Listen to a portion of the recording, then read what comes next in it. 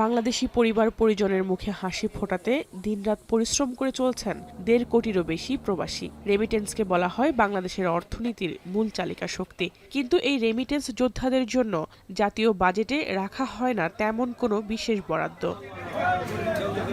২০২৫-২৬ অর্থবছরে বাংলাদেশের জাতীয় বাজেটকে সামনে রেখে প্রবাসীদের প্রত্যাশা অনেক। নতুন বাজেটে রেমিটেন্সের ওপর প্রণোদনা বৃদ্ধি, প্রবাস থেকে দেশে ৫টি মোবাইল ফোন নেয়ার সুযোগ দেয়া এবং মরদেহ রাষ্ট্রীয় খরচে দেশে পাঠানোর দাবি জানান প্রবাসীরা।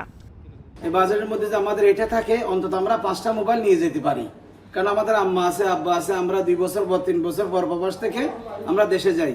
সরকারের কাছে এটাই দাবি জানাচ্ছি যে বর্তমানে যে প্রবাসীদের যে পাঠানো যে রেমিটেন্স, সেটার উপরে 5% দেওয়ার জন্য সরকারের কাছে বিশেষ অনুরোধ করব। আমাদের প্রবাসীদের পাঠানো অর্থ রেমিটেন্সটা বরাবর সাধারণ মানুষ পাচ্ছে কিনা সেই ব্যাপারে সরকারি নজরদারি করার জন্য বিশেষ অনুরোধ করছি। অনেকে মারা যায়, তো মারা যাওয়ার পর কি হয়, এই লাশ নিয়ে খুব ভোগান্তি পাইতে হয়। অনেকে পয়সা খরচ করে আমরা প্রবাসী যারা আছে, আমরা টাকা পয়সা কালেক্ট করে এই লাশটা আমাদের বাংলাদেশে পাঠাতে হয়।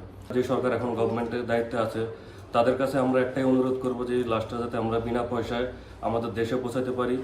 গেল অর্থবছরের প্রথম 10 মাসে দেশে রেমিটেন্স প্রবাহ $25 বিলিয়ন অতিক্রম করেছে, যা এখন পর্যন্ত কোনো একক অর্থবছরে রেমিটেন্স আয়ের সর্বোচ্চ রেকর্ড। 2.5% প্রণোদনার কারণে হুন্ডি ও অর্থ পাচার কমার পাশাপাশি বৈধ ব্যাংকিং চ্যানেলের মাধ্যমে রেমিটেন্স প্রবাহ বাড়ছে।